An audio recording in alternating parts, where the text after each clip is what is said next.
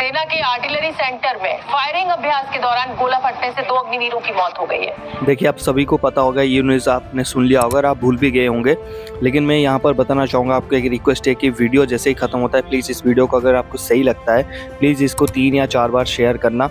आगे जो आपको फ़ोटो 2 दिखाई दे रहा है, सोचिए कि आप उनमें से एक हो, आपकी एक फैमिली है और आप अग्निवीर में भर्ती हुए थे और आपकी ट्रेनिंग के दौरान हादसा हुआ है। हादसा कहाँ पर हुआ है? RT centre Nashik.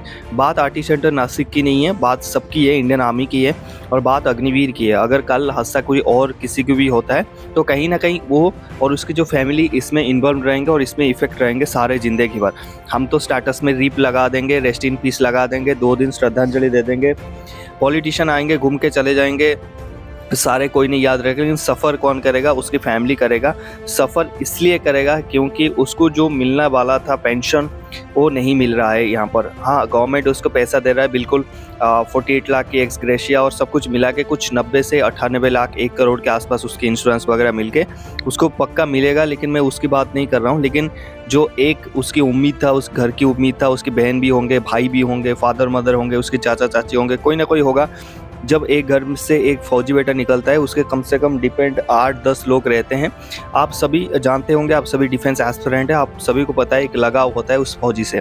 जब वो फौजी देश के लिए शहीद होता है, कहीं ना कहीं ये गलत स्कीम के हिसाब से इसको डिज़ाइन किया गया है।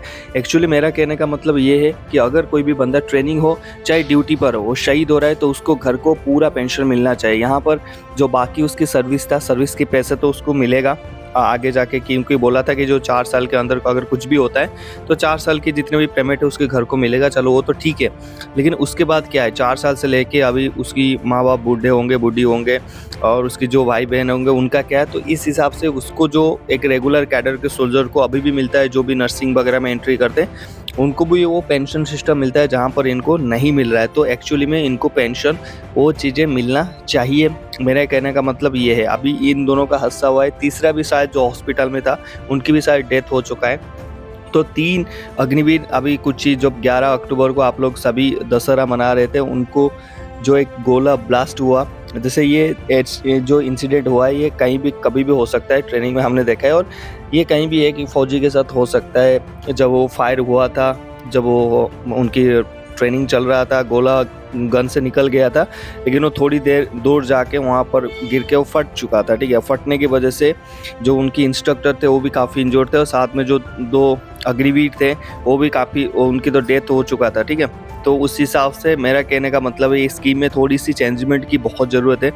एक्चुअली में जो सफ़र हो रहे, जैसे कि जिसकी ट्रेनिंग के टाइम पे अगर उनकी डेथ हो रहा है, शहीद हो रहे, या फिर ड्यूटी के टाइम पे कोई भी शहीद होता है, जैसे ही एक रेगुलर सोल्जर्स को मिलता है, गार्ड ऑफ ऑनर मिलता है, वो तो मिल ही रहा है, उसमें कोई प्रॉब्लम नहीं है। एक्चुअली उनको पेंशन भी, उनकी जो मदर हो, जो भी एनओके हो उनको मिलना चाहिए। मेरा ये कहने का मतलब है, अगर आप मेरे साथ सहमत है इस वीडियो में कि मैं जो बोल रहा हूँ बात सही है, कि इनको रेगुलर सोल्जर्स को अगर साथ में दोनों, अगर मान लीजिए ऑपरेशन में जा रहे हैं, साथ में गोली खा रहे हैं, साथ में गिर रहे हैं, साथ में एक फैमिली है सबकी, इसकी भी एक फैमिली है, इसकी भी एक फैमिली है, अगर एक फैमिली को हम प्रोटेक्ट कर रहे हैं क्योंकि वो रेगुलर कैडर में भर्ती हुआ है और उसको प्रोटेक्ट कर रहे हैं, सारी चीज़ें उसको मतलब दे रहे हैं, और बाकी उसकी सामने वाला घर में जो अग्निवीर था उसको अगर वो चीज़ें हम करेंगे, अप एंड डाउन्स करेंगे, भेदभाव करेंगे, तो कहीं ना कहीं यहाँ पर एक माइंडसेट जो एक अग्निवीर का आप बोल रहे हो कि यूथफुलनेस आएगा, उनके अंदर जोश आएगा, कहीं ना कहीं वो चीज़ें देखने के लिए नहीं मिलेगा।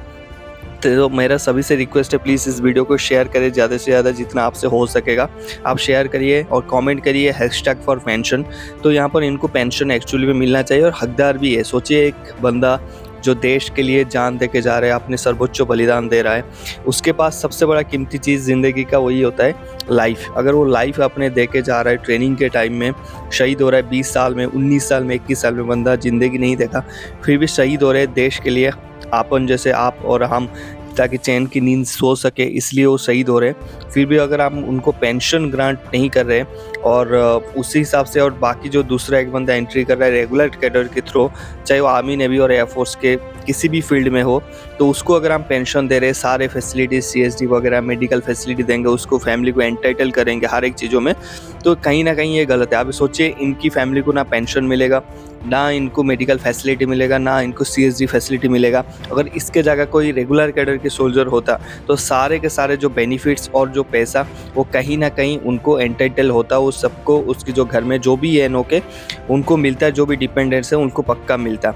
देखिए, एक फौजी का जान या किसी भी इंसान की जान हम पैसों से उसको कंपेयर नहीं कर सकते, बट जो तो गया गया, बट जो बाकी आपकी भरोसा में, गवर्नमेंट की भरोसा में उसने ये बलिदान, सर्वोच्च बलिदान दिया कि हाँ गवर्नमेंट और जो इंडियन आर्म्ड फोर्सेस मेरे परिवार को देख लेगा, उस पर कहीं ना कहीं हम ये गलती कर रहे हैं। तो I think it should be must change. जय हिंद।